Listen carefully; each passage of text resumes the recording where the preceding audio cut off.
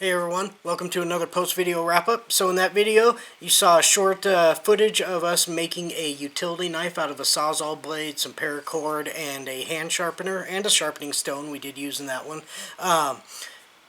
The blade is made of steel, so it is going to hold an edge. It will take an edge. How well it holds that edge or how long it stays sharp, I can't say. As far as knives go, it's a sub-quality item. But we're talking about the apocalypse here. There is no quality guidelines in the apocalypse.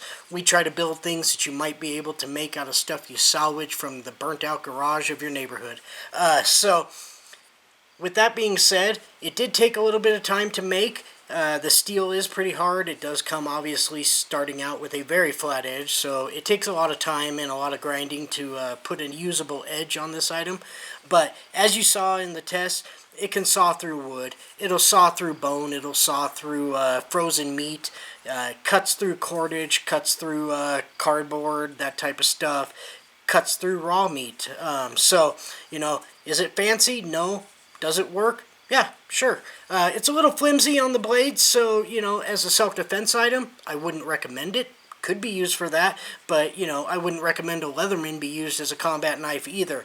Things are designed to have their purpose, and they're designed to have their limitations. But in a pinch, you definitely could.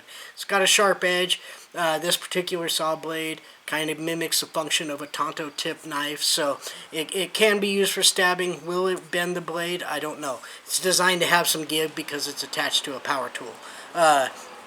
With that being said, if you'd like instructions on how we built this, exactly what we used, and the step-by-step process for doing so, you can follow the link in the description and it'll take you to the website. That always helps support the channel. If you want to see more videos, more stuff like this, more garage apocalypse stuff and creations, then subscribe, and we'll catch you on the next one. Be safe.